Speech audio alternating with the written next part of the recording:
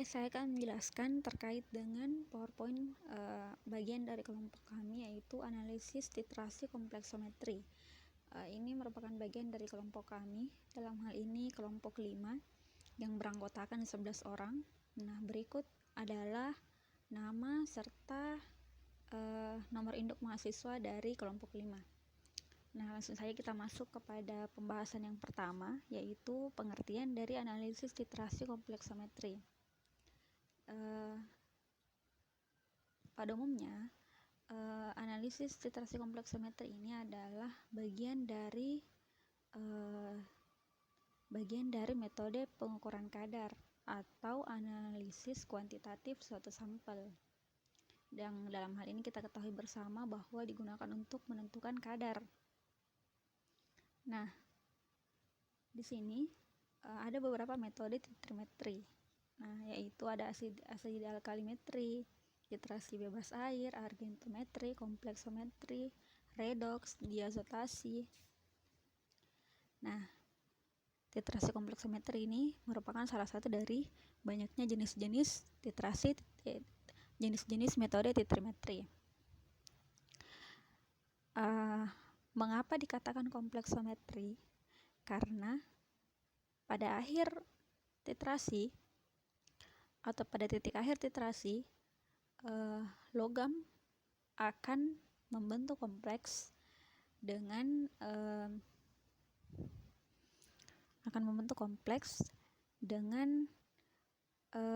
titran yang digunakan. Nah, titran yang digunakan yaitu DTA. Dan adapun senyawa-senyawa atau sampel yang dapat digunakan yang dapat ditentukan kadarnya dengan menggunakan metode kompleksometri ini adalah logam. Nah, selanjutnya prinsip dari titrasi kompleksometri meliputi garam etilen diamin tetraasetat atau EDTA bereaksi dengan ion logam membentuk senyawa kompleks kelat. Nah, selanjutnya kita lihat dari prosesnya. Nah, EDTA akan membentuk kompleks yang stabil dengan semua logam. Nah, dapat kita ketahui bahwa logam kan ada di golongan 1, logam alkali, kemudian golongan 2, logam alkali tanah, serta golongan B. Nah, semua logam kecuali logam alkali. Nah, jadi EDTA ini akan membentuk kompleks yang stabil dengan semua logam kecuali logam alkali. Jadi alkali itu adalah logam-logam golongan 1. Semua unsur yang ada di golongan 1 kecuali hidrogen, litium, natrium, kalium, rubidium, cesium, dan francium. Nah, adapun untuk logam-logam alkali tanah seperti berilium, magnesium, kalsium, strontium, barium, dan rubidium itu akan membentuk kompleks yang tidak stabil dengan EDTA pada pH rendah. Nah, oleh karena itu pada proses analisis titrasi kompleksometri ini sebaiknya dilakukan pada pH 10. Nah, mengapa kita menggunakan larutan buffer? Kita ketahui bersama bahwa larutan buffer itu adalah larutan yang dapat mempertahankan pH-nya jika dia diberi sedikit asam, diberi sedikit basa, atau diberi sedikit air. Selanjutnya adalah dari reaksi umum. Ini adalah reaksi umum dari titrasi kompleksometri. Nah, ini Mn+, anggap dia sebagai ion logam. Ini merupakan simbol dari ion logam yang akan ditentukan kadarnya. Nah, natrium ini EDTA itu garam etilen diamin tetraasetat ini merupakan titran yang kita gunakan. Natrium EDTA akan bereaksi dengan logam yang ingin ditentukan kadarnya membentuk kompleks. Nah, inilah kompleks yang dibentuk, yaitu MeDTA. yang nantinya akan juga memiliki ion atau memiliki dia akan berion. Ionnya ini baik itu positif atau negatif dapat dilihat dari jumlah ion dari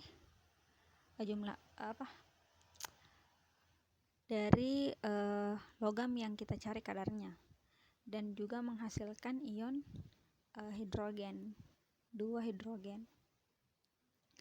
Nah, pada reaksi ini sebenarnya untuk menentukan titik akhir titrasi kita perlu menggunakan indikator zat warna.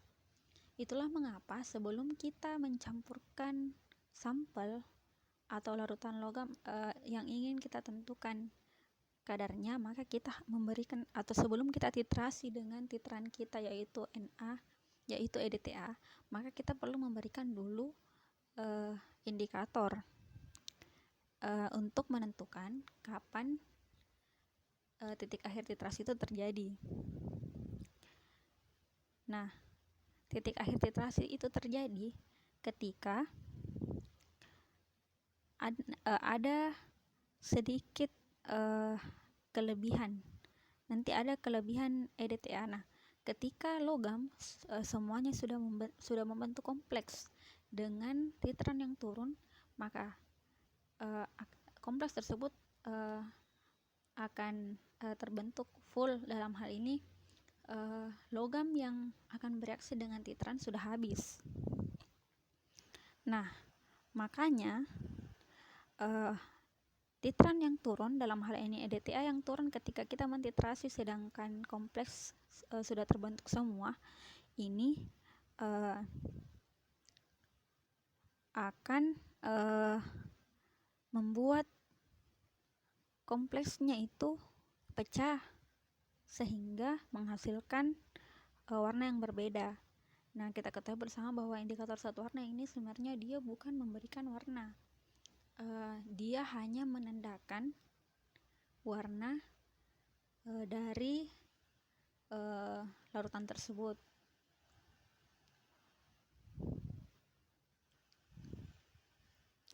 Nah, ini merupakan titran. Saya telah katakan bahwa titran yang digunakan itu adalah etilen diamin tetraasetat atau EDTA. Nah, ini merupakan rumus strukturnya.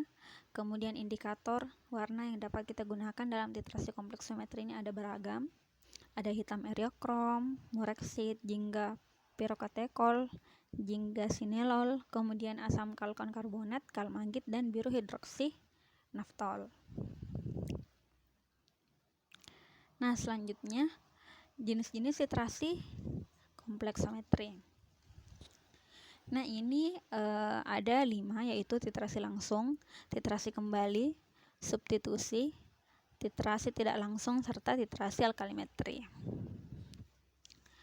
Nah, untuk titrasi langsung ini merupakan titrasi yang paling sederhana dan sering dipakai. Nah, larutan ion atau logam yang akan ditetapkan nanti akan ditambah dengan buffer. Misalnya tadi saya telah katakan bahwa buffernya itu misal yang kita gunakan adalah buffer 10, buffer dengan pH 10. Kemudian kita akan menambahkan logam atau indikator yang sesuai, dan akan langsung dititrasi menggunakan dinatrium edetat atau dinatrium etilen diamin tetraasetat. Namun pada titrasi langsung ini kita akan mencegah pengendapan logam hidroksida atau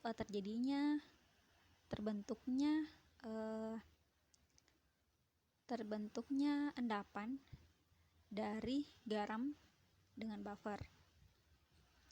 Nah, itu akan dilakukan untuk mencegah tersebut, akan dilakukan penambahan pembentuk kompleks atau pembantu dalam reaksi ini, yaitu misalnya tatrat, sitrat, dan ataupun salah satunya yaitu trietanol amin.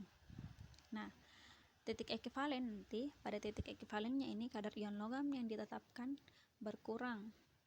Nah, ini ditandahkan dengan perubahan dari warna indikator logam yang telah kita tambahkan tadi. Kemudian yang kedua itu adalah titrasi kembali. Titrasi kembali ini penting untuk dilakukan pada logam yang mengendap dengan hidroksida pada pH yang dikehendaki untuk titrasi. Jadi ini dapat kita lakukan pada logam-logam yang dia itu cukup mudah untuk membentuk endapan dengan hidroksida, dengan OH- ketika dicampurkan dengan hidroksida pada pH titrasi yang kita inginkan.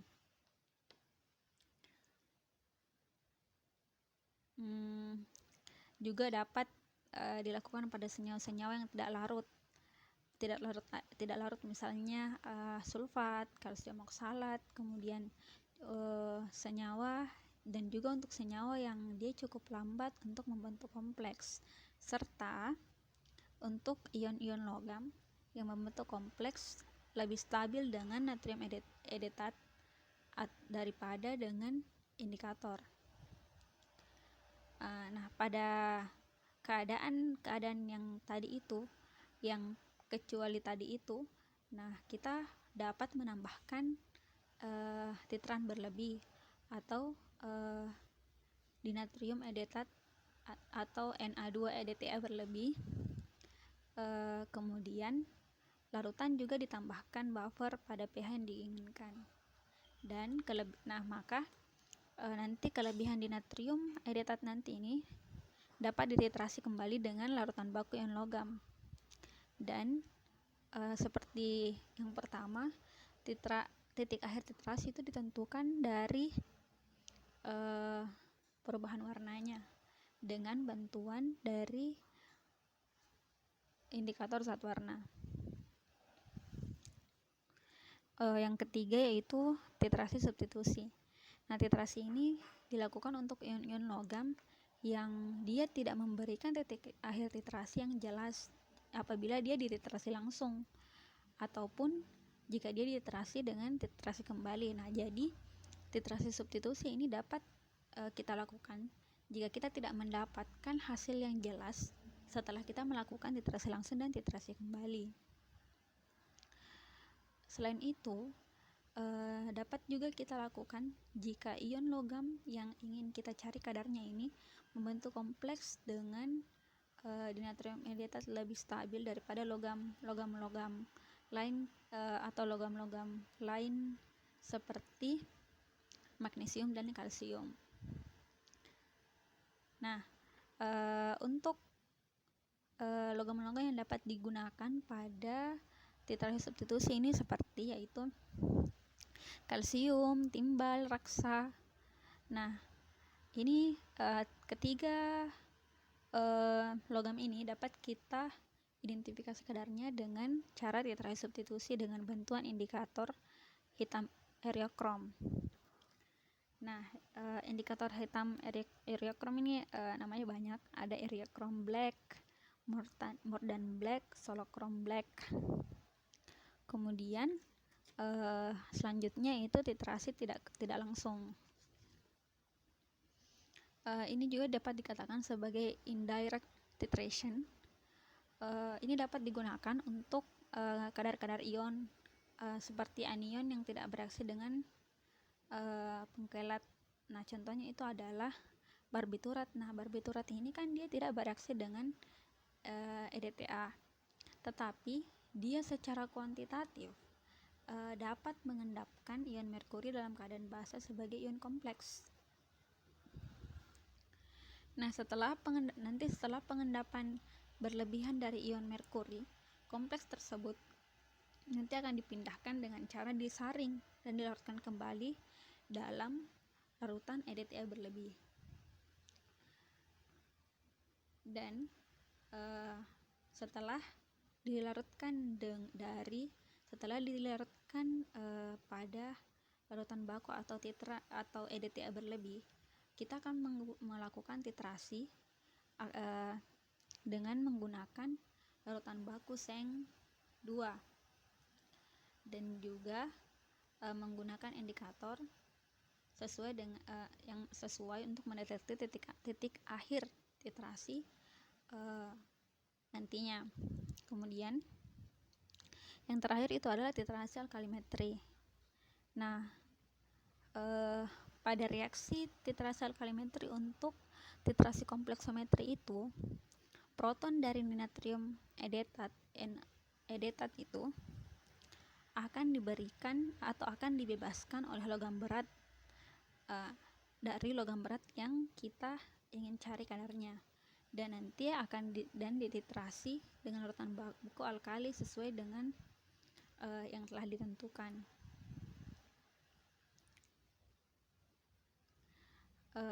Larutan logam yang ingin kita titrasi menggunakan titrasi alkalimetri ini, dia harus dalam suasana asam, suasana netral, harus dalam suasana netral terhadap indikator yang digunakan. Serta untuk penetapan titik akhir titrasinya itu dia menggunakan indikator asam basa, ataupun juga bisa dengan menggunakan potensiometri. Nah, adapun daftar pusaka yang kami gunakan yaitu ada 4 berikut yang dilampirkan. Nah, itulah tadi penjelasan dari kelompok 5. Terima kasih atas perhatiannya. Assalamualaikum warahmatullahi wabarakatuh.